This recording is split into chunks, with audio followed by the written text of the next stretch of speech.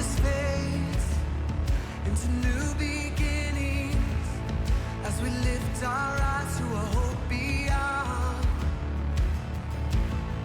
All creation waits with an expectation to declare the reign of the Lord our God.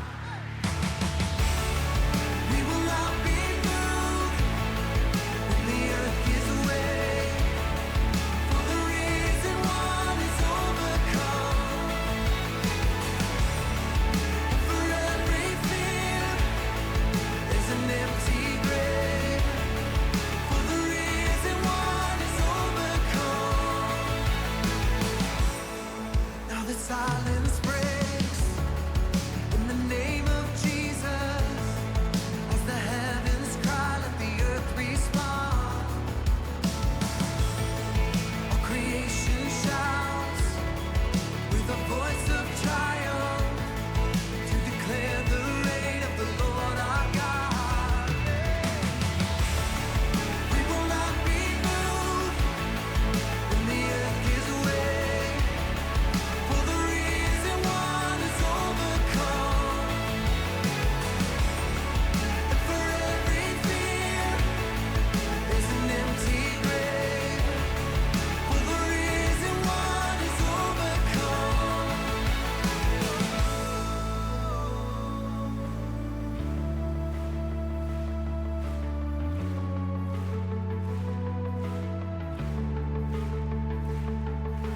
He shall reign forever, strongholds now surrender for.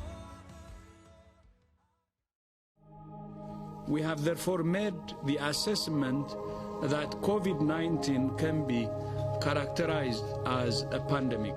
More than 13,000 testing A devastating new phase of A virus. national emergency Suspending all declaration. travel from Europe. Across the country, schools are closing their doors. The annual South by Southwest Festival has been canceled. Now to the shutdown of all professional and college sports. All of toilet paper is gone. Doctors and nurses urging everyone to stay indoors. First thing you need to do is wash your hands.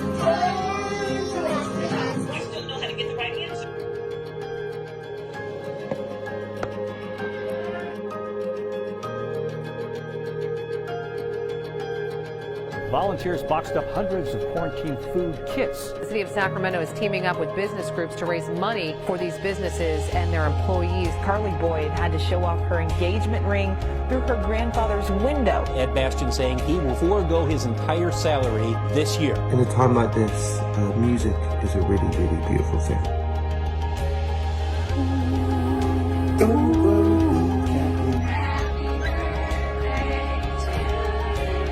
Grocery stores are now making special hours for seniors so that they can have the stores to themselves. We're out here doing our part to ensure people have access to just basic necessities.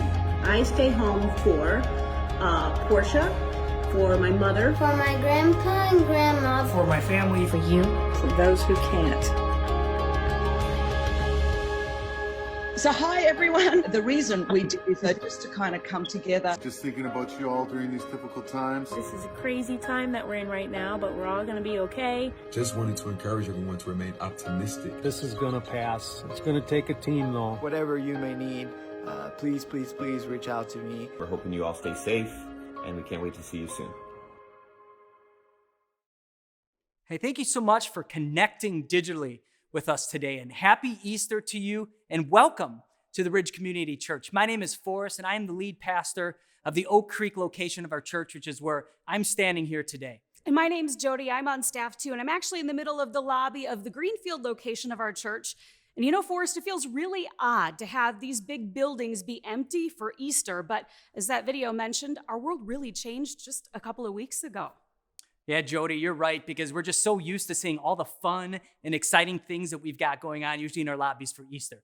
You know, whether it's Peeps or flowers or that family photo booth, it's just crazy to see our lobbies empty this Easter. And because of all the changes that have happened because of this COVID-19 crisis, we're just so much more thankful right now for our online church and the fact that we can connect with you digitally like this and with each other this Easter. And if you haven't been to our website yet, go check it out and click on the Let's Connect tab, because it'll allow us to stay connected in this ever-changing environment that we're in right now. You know, how we connect may have changed, but as long as we do, we're a church. So Easter may look a little different this year, and it might feel a little different this year, but one thing will not be different. And that's the reason that we as Christians get to come together today. We get to celebrate the day that God's Son beat death on a cross so that we could be together with him forever. Yeah, and that's big, and that is such a huge reason to party. So let's turn the volume up. Let's come together. Let's celebrate. No matter where you're watching at today, let's sing to God together. Well, welcome to The Ridge, everyone. My name is Jose. This is Sarah. This is Felicia. Happy Easter. We just want to invite you to sing a few songs with us. This first song is a song that we learned last week. It's called I See the Light. So sing it with me. Here we go.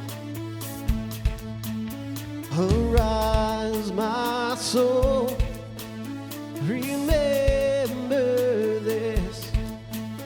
He took my sin and he buried it. No longer I who live. Now Jesus lives in me. For I was dead in sin, but I woke up to see the light.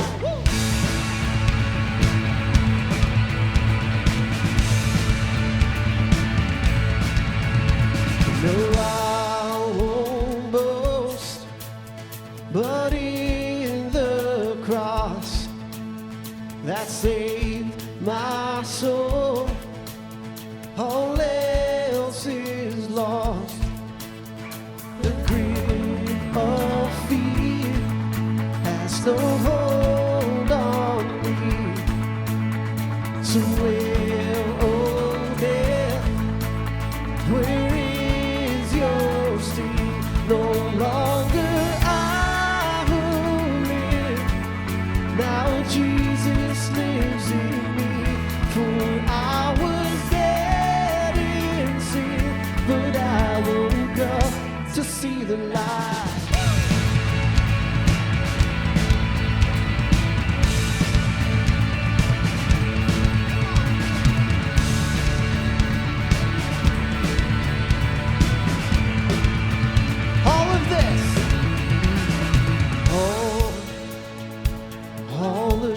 For your glory, oh, all of this for your glory, oh, all of this for your glory, oh, all of this for your glory. Let's sing that one more time together, come on. All of this for your glory. Oh, all of this for your glory. No longer I who live. Now Jesus lives in me. For I was dead in sin, but I woke up to see the light.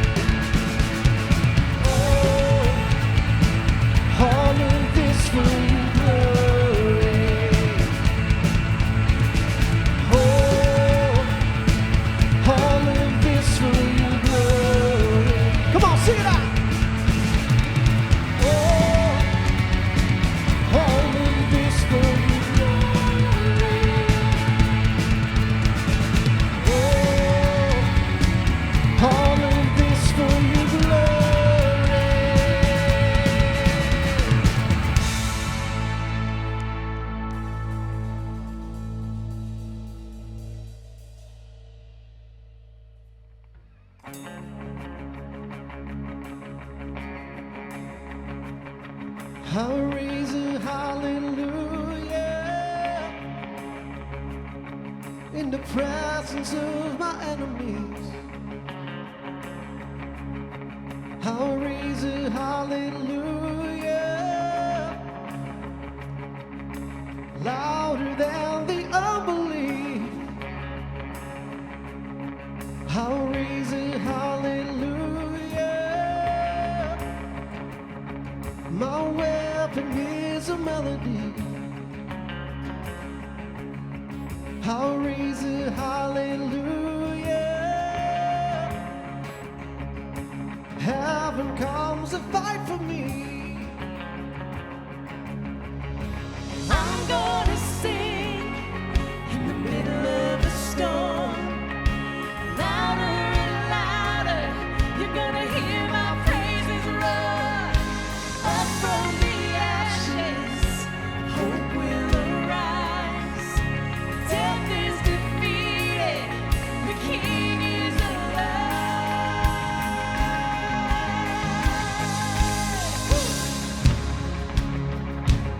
Let's raise it together, come on.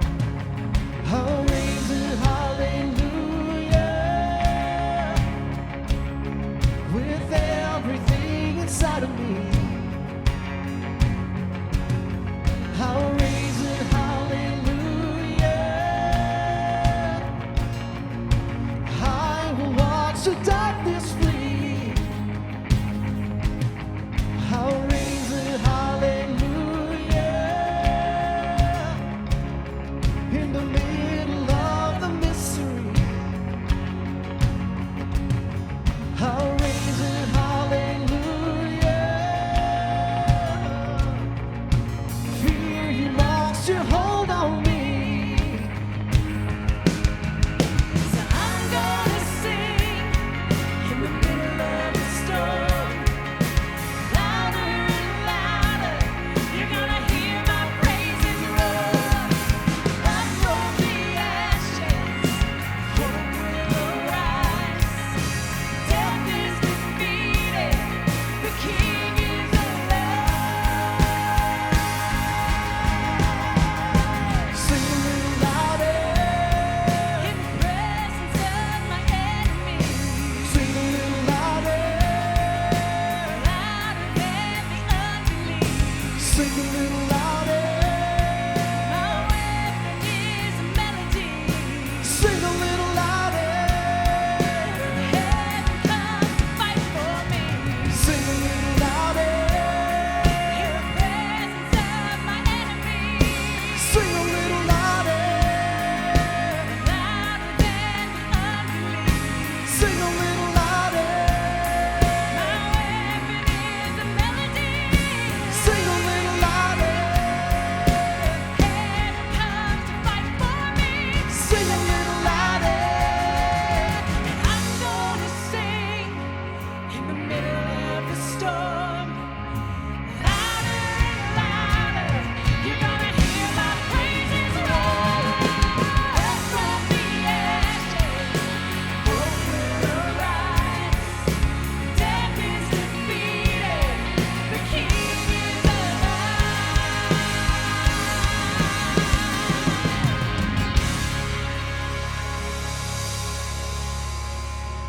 Well, I love Easter, and I think I love it for a lot of the same reasons you probably love Easter. And of course, the obvious reason, which is why we're here gathered together, is to celebrate the resurrection of Jesus. But for me personally, I love Easter because it's an opportunity for me to remember the grace and the love and the forgiveness that Jesus brought with him out of the grave.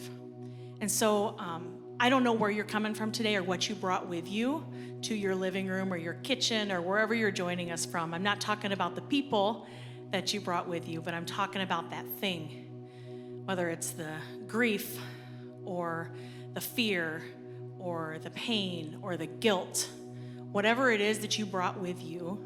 I want you to know that you have an opportunity to have freedom and forgiveness today as well. And so as we sing this next song together, it's my prayer that you would use these words as an opportunity to consider what it might be like to let go of those things, to let those go, and to embrace the freedom and the grace that comes through Jesus' resurrection.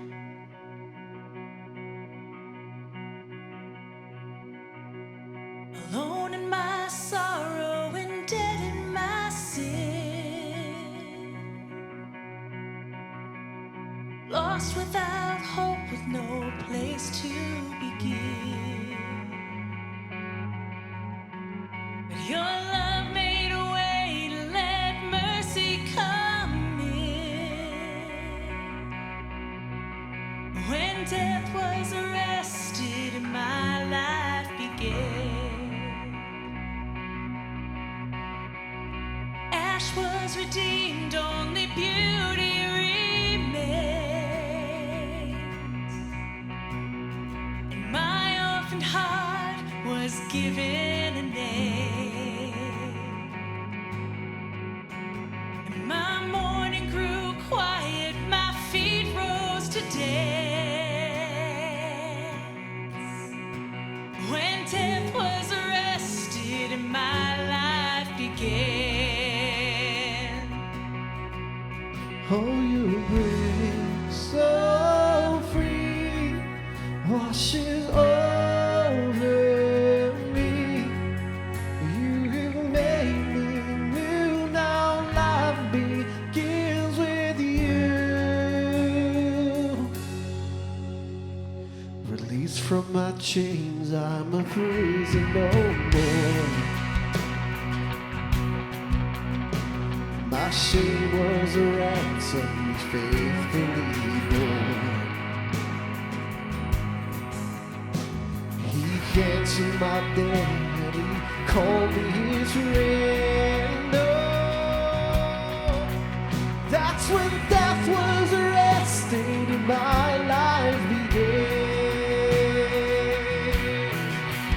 Oh, your grace so free washes over me. You will make me new, now life begins with you. It's your endless love pouring down on us. You have made us new, now life begins with you. Oh, yes it does. Our Savior displayed on a criminal's cross. Darkness rejoices though heaven had lost. But then Jesus arose with all freedom in hand. That's when death was arrested and my life began. That's when death was arrested and my life began. It's your grace so free washes over me. You will make me new, now life begins with you. It's your endless love pouring down on us. You have made us new, now life begins with you. Now we're free, free, forever we're free. Come join the song of all the redeemed. Yes, we're free, free, forever, amen. When death was arrested and my life began. Oh, we're free, free, forever we're free. Come join the song of all the redeemed. Yes, we're free, free, forever, amen. When death was arrested and my life began. That's when death was arrested and my life began. That's when death was arrested and my life began.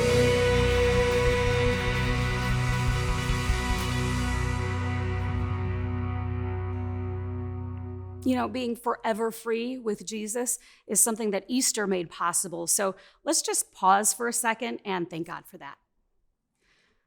God, thank you for Easter. Thank you for sending your son for an ultimate sacrifice for us. You know, God, we don't understand what it was like for you to do that, but we just know and we admit to you that we are better because of it. So thank you. Amen. Amen. Amen. You know, Easter, it shows us God's heart, his desire to connect with us. And we believe also to connect with each other. And right now, that might be harder than it ever has. And I'm not talking about walking through a church door on a Sunday. No, it seems like every way that we used to connect, it's gone right now because of COVID-19. And yeah, I know it's going to come back again, but what do we do in the meantime, knowing that God, he designed us to have relationships? Well, for us as a church, it's meant trying to find new ways to leverage technology so that we don't have to worry about being isolated. You know, every week we have small groups of people that come together and usually meet in homes, but right now we're using Zoom to do that. And we have middle and high school students who are coming together in groups to do the exact same thing.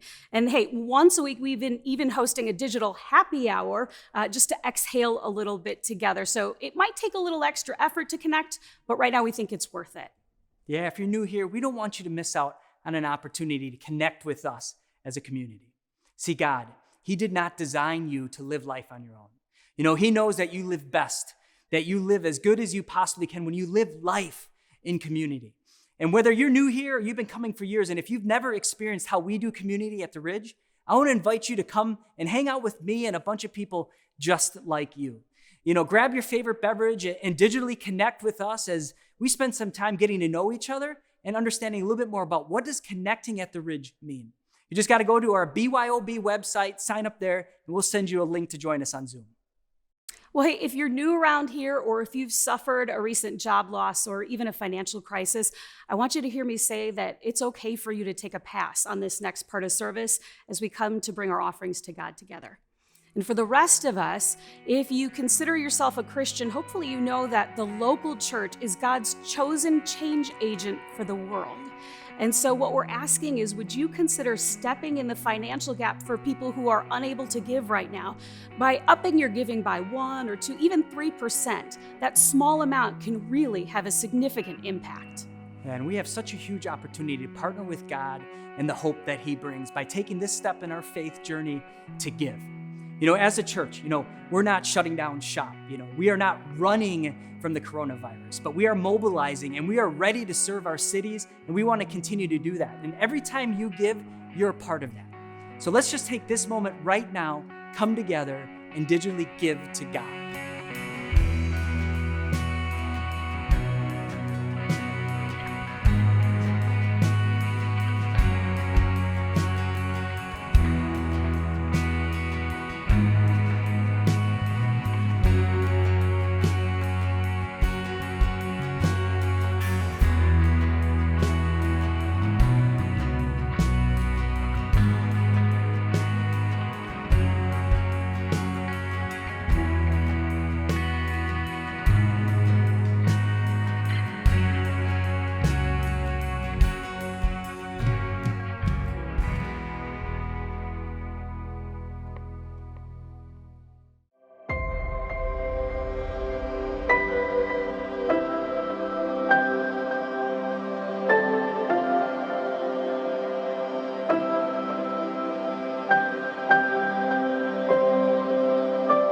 For the longest time, I was always 1 foot in, 1 foot out in terms of my faith. And God put it on my heart, like, now is the time to surrender and let me lead. I find myself off, jobless, being in a season of loneliness and not knowing and thinking that God was going to do some incredible things in my life, but found myself very involved in the church. I was doubting whether or not I wanted to sing. That's something that's a gift that God gave me. But with the people that God surrounded me with and just the experiences that I've had and that he was putting inside of me, my world changed. I got through high school, and to be honest, I was really arrogant and proud. And I applied to a whole bunch of Ivy League schools. I got my letters from Harvard, Yale, Princeton, whatever. And they all said the same thing, rejection.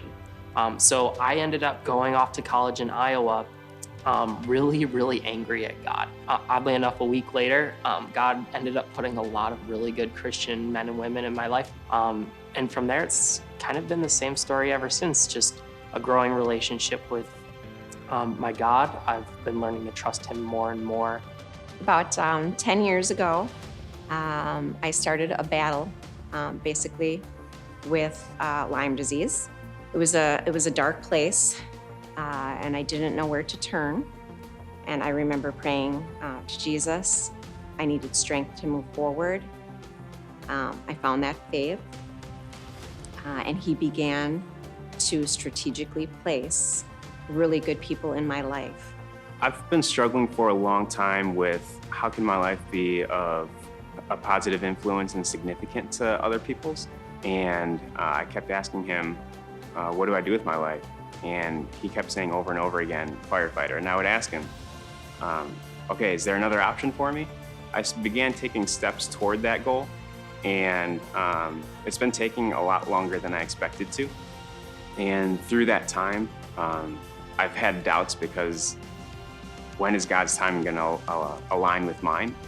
And even though it's taken a lot longer than I've expected to, I've grown to learn that my personal growth in that time has just been significant, and that maybe a few years back I wouldn't have been able to handle certain parts of the job, and maybe now I'm getting closer to the point where I can.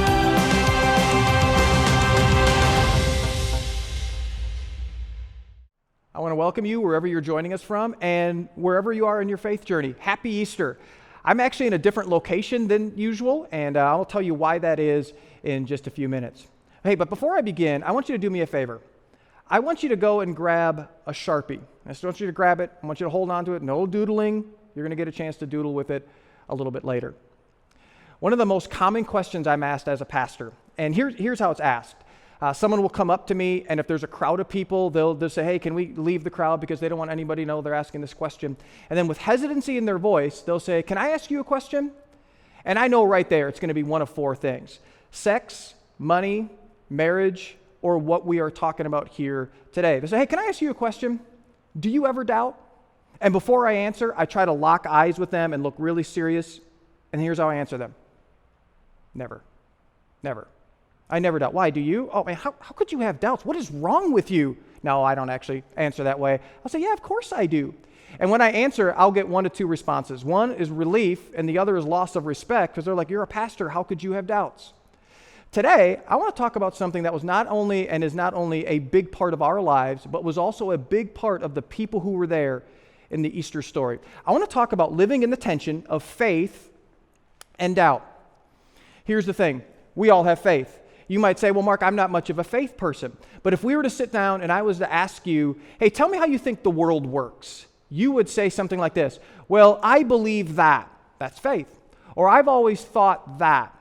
That's faith. That in your way of thinking, there's an element of faith, and that's okay. We all have that. But we also all have doubt. You might not be a Christian. You might say, well, Mark, I'm more of an agnostic or an atheist, or I just believe, everybody's just a spiritual person, or I only believe in science. Whatever it is you believe, you have doubts. You might be a Christian, and like me, you go through times and seasons where you doubt your faith. In fact, this might be one of those times right now with all that's going on with COVID-19.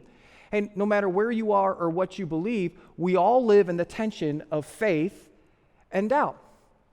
The good news about the Easter story is that we discover that this tension is not only a good thing, but is a necessary thing. There are actually 4 accounts of the Easter story in what we know as the New Testament part of the Bible. Now, if you're not a Bible person, the New Testament is just the part of the Bible where Jesus comes onto the scene. And the Easter account that we're going to look at today is actually the one that's found in the book of John. John, who wrote this account, was not only one of Jesus' 12 disciples, but he was considered the closest to Jesus. And so what we are going to read was written by someone who was actually there. And John tells us on this Sunday morning, or what we know as Easter morning, Mary Magdalene goes to Jesus' tomb because she's going to anoint his body, but the stone has been rolled away, so she just assumes that someone has stole the body. Well, eventually, Jesus, a resurrected Jesus, appears to Mary. And she gets so excited, she runs off and she tries to find the disciples, and she tells them what happened, but none of them believe her because they have yet to see Jesus. And so this is where we pick things up. Here's what John records. He says this. He says, on the evening of that first day of the week, when the disciples were together, and they were probably together in a room much like the one I'm standing in right now, with the doors locked for fear of the Jewish leaders. So why were they afraid? Well, they were afraid because when you kill the leader of the movement, guess who's probably next? The followers. And so the Easter story is not a story of great faith. The Easter story is actually the story of great fear. And so they're afraid. And so Jesus came and stood among them. And because they're afraid, he says, peace be with you, because he's just trying to calm them down. And then John continues, after he said this, he showed them his hands. And the reason it is that he had big holes in his wrists, not his hands actually, his wrists, because they were put there when they were going to nail him to the cross. And then his side, before they took him down to make sure that he was dead, they put a big spear through his side. It says the disciples were overjoyed when they saw this, which when I read this word overjoyed, I'm thinking that's kind of an understatement. I mean, when they see one of their friends just being resurrected, overjoyed, I would think anyways it'd be more than that.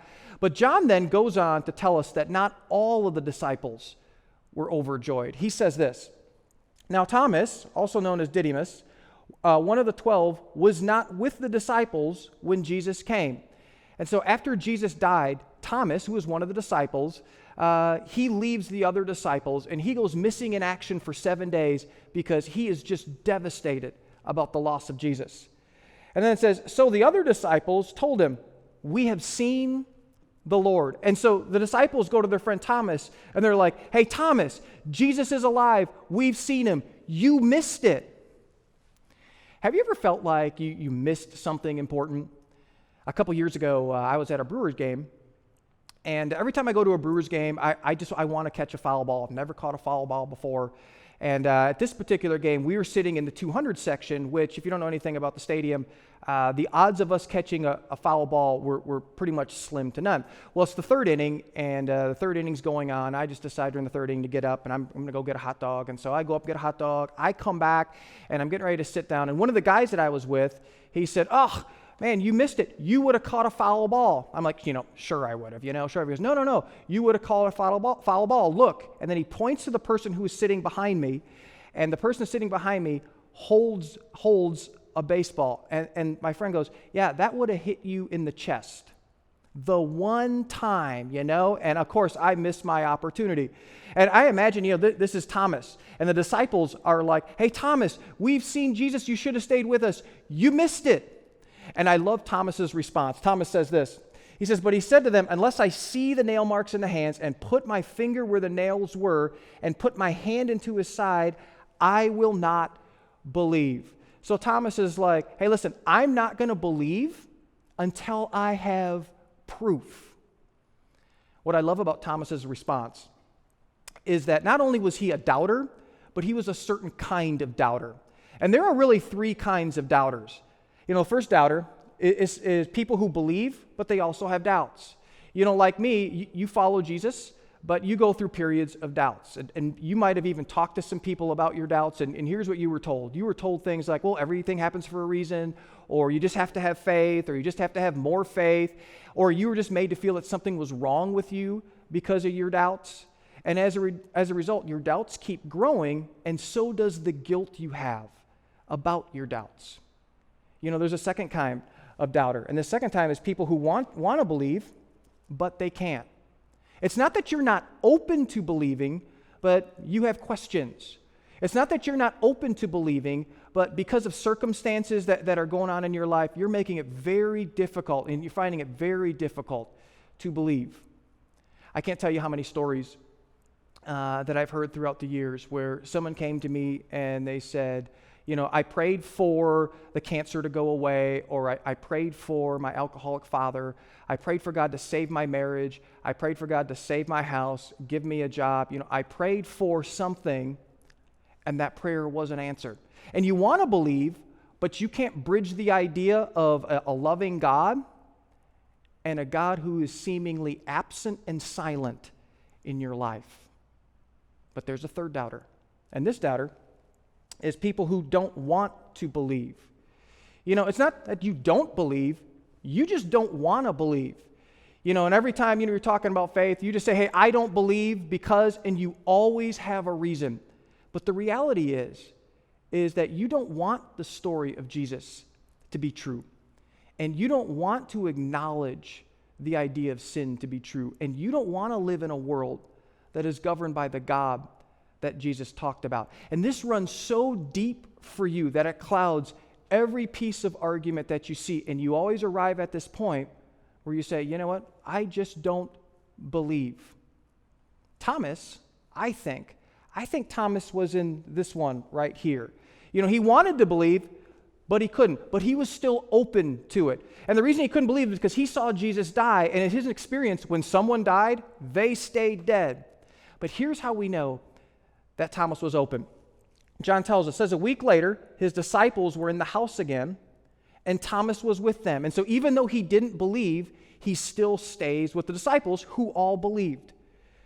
Then, though the doors were locked, Jesus came and stood among them, and once again he said, peace be with you. Then he said to Thomas, I love this, and then he deals directly with Thomas in a loving way. And he says, Thomas, put your finger here. See my hands. Reach out your hand and put it into my side. Stop doubting and believe. All right, I want you to take out your Sharpie now. And here's what I want you to do. I want you to take out your Sharpie, and I want you to just color a circle on your wrist. It's about 1.5 inches. Just want you to color it like this. And here's what I want you to do. I want you to imagine that this circle is really a hole that's in your wrist. And the reason that hole is there is because someone hammered a nail that is 6 inches long and about 1 inch wide right through your wrist. And there it is. And you can reach out and you can touch it at any time. Go ahead and do that for me. Just touch that. This is Thomas. And but for Thomas, this wasn't his hand, the hole in his hand. This was the hole in Jesus' hand. And I want you to imagine this. I just want you to imagine the scene. And Thomas is able to reach out to Jesus and just touch the very hole in his wrist. I bet you that image was seared in his mind for the rest of his life. I love Thomas's response to this. He says this. He says, my Lord and my God. And so this is Thomas's confession. This wasn't Thomas being convinced that the resurrection was true. This is the resurrection convinces Thomas that who Jesus said he was to be true. And that is none other than God himself. And then Jesus, I love this. Jesus addresses you and he addresses me. And here's what Jesus says. He said, because you have seen me, you have believed, that doesn't take a whole lot of faith. But then he says this, blessed are those, better off are those who have not seen and yet have believed. Better are those who have not seen and yet they still believe something that they don't see. So why would Jesus say that we are better off than Thomas who saw? Why are we better off than Thomas for believing and not seeing? Why would Jesus say, hey, we are better off for living in the tension of faith and doubt? Here's the thing about faith. Faith isn't simply holding beliefs. You know, we say things like this. We say things like, well, I believe that God exists, or I believe only in science, or I believe that love is the greatest virtue. And we think that's faith. But at its core, faith is really this. Faith puts trust in a person. Faith actually puts trust in a person. You see, what we think we want is we want certainty like Thomas. Have you ever prayed what I call the certainty prayer? The certainty prayer goes like this. Okay, God, I'll believe if you just show yourself to me. I know I've prayed that over 100 times. But what we really want is not certainty. Do you know what we really want? We want trust, because trust is way better than certainty, because trust honors the freedom of the person, and trust allows connection. Trust allows relationship and personal relationship. It makes that possible. There can't be that without trust. I've been married to my wife Donna for 23 years, And let's just say we're having a conversation, and you say to me, hey, do you think your wife's been faithful to you all that time? And I say, well, yeah, I firmly believe that. And then you say, hey, would you like to know for sure? Because I can help you know for sure. Do you want to be certain about it? Hey, I've created this Donna Cam, and this Donna Cam, it can be 24/7 surveillance on her. Would you want to do that? You know what I would say to you? I would say, no, I don't want to do that. I'm going to choose to trust instead. You know, I'm choosing to trust because in choosing to trust, I am giving her a part of myself that allows connection to happen. You see, here's the thing about certainty. The terms are this. The terms are, I choose to trust because I know for sure. Listen, that's not trust. That's control. Here's what trust is. I trust. And I don't know for sure, but I'm still giving you this gift of myself. And see, here's the part that doubt plays in the whole thing. You see, as long as doubt is there, faith is needed. See, doubt is not a bad thing. Doubt is actually the very thing that can drive us to deeper levels of trust, which means it drives us to deeper levels of connection. This is why Jesus says, he says, hey, we are better off for believing and not seeing, because we have all been invited to put our faith, literally our trust, doubts and all, in who Jesus is and who he claimed to be. Now, this is why John, right after this, he realizes this is a big risk for anyone who will do this. And so this is why right after this, he says, I just want to let you know this trust is warranted and why it's worth the risk. Here's what he writes. He says, Jesus performed many other signs in the presence of his disciples, which are not recorded in this book. And the greatest sign that he records is the reason we celebrate Easter, that he actually rose from the dead. And if someone can rise from the dead, it validates everything that they ever said. And Jesus said, I am the way, the truth, and the life. No one comes through the Father except through me. Jesus said, I'm the resurrection and the life. If you believe in me, you will never die. And Jesus said, I am the light of the world. If you follow me, you will never live in darkness. And then John writes, but these are written that you may believe that Jesus is the Messiah, the Son of God. And so John is not saying, hey, we don't have to put our trust in Jesus without any reason or evidence to. What John is saying is he's saying we are asked to put our trust in Jesus based on the evidence of those who were actually there. They actually saw the holes in the wrist and the hole in the side. And then he says that Jesus is the Messiah, the Son of God, and that by believing you may have life in his name. That John says that you know why this is worth it?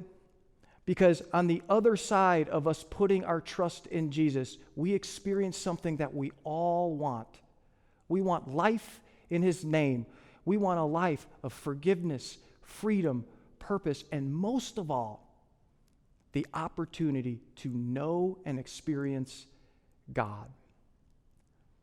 Most of us remember a couple years ago, the 33 Chilean miners who were actually trapped in darkness 2,000 feet, over 2,000 feet below the surface of the earth, when 700,000 tons of rock just fell on top of them. There was actually a movie that they made about this. It was called The 33.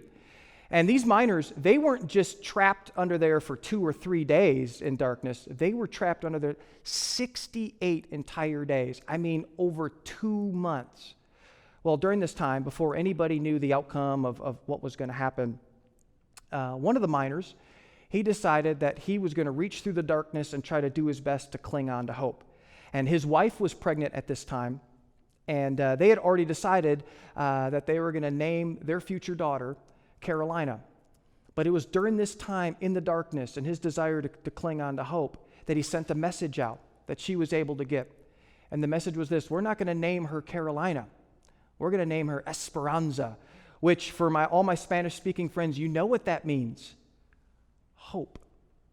And so he clung to this, and he clung to hope in the darkness, and eventually hope broke through the darkness in the form of a 21-inch diameter tube, and all the miners were rescued.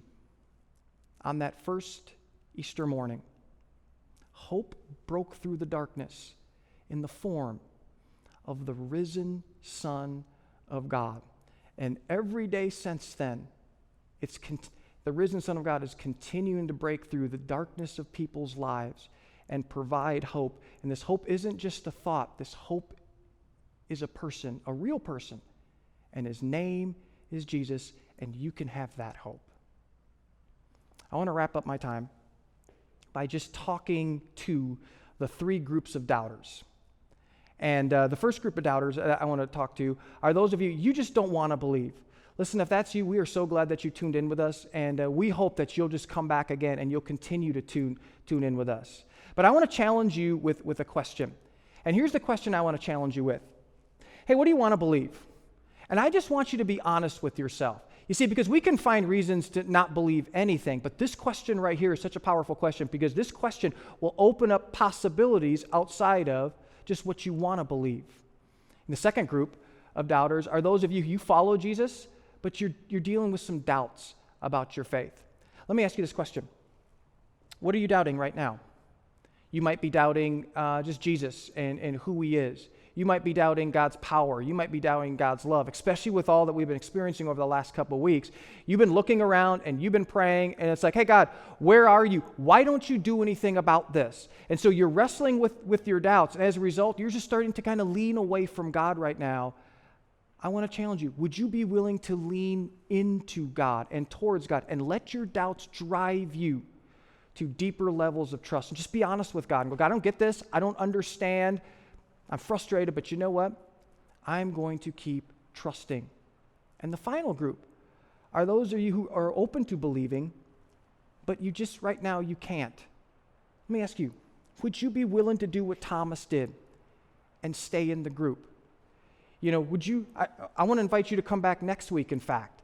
And we're going to start a brand new series I'm going to talk about in a little bit that's all on relationships. I just want to invite you back to next week. Or maybe for you, it's you were invited by a friend who's a follower of Jesus. Would you be willing to reach out to that person and just say, can we talk about faith issues? Or we have these online starting point groups, we call them. And these are groups of people who just get together and they talk about their doubts in a setting where you are with a bunch of other people who are experiencing the very same thing you are. Maybe it is that you join a starting point group. We all live in the tension of faith and doubt. And over the last couple weeks, what we've discovered is many of the things that we put our faith in are very, very fragile. But there's one thing that is not fragile. And in the New Testament, they call that the good news. You know what the good news is? Is that there's a God who loves you so much that he sent his son into the world for you. And his son went to the cross. He has holes in his hands that are still there to this day. And he rose from the dead. And that through placing your trust in him, you can have life in his name. And for some of you, you want that today. And I want to give you the opportunity to do that. Here's how we do that here. This is really just an exchange between God and you. So here's what I'm going to do. I'm going to pray, but my prayer is not a magical prayer. My prayer is just going to serve as a guide. And what you'll do is this is your opportunity to, God, here's where I am. I trust in what Jesus did, and I'm trusting him with my life. Let's bow our head and let me pray. Father, I've realized today that I have been trusting in things that are so fragile, they don't really matter. And I believe that you sent Jesus into the world, and that he died for my sins, and he rose from the dead. And it is through him and through what he's done for me that I can have life, new life, forgiveness, freedom, an opportunity to truly know and experience you. Father, I want that. I invite Jesus into my life. Thank you for forgiving me for my sins. Fill me with your Spirit. And I thank you that what you've done for me by sending Jesus, and I am so excited about experiencing life with you, life in his name. And I pray this in Jesus' name.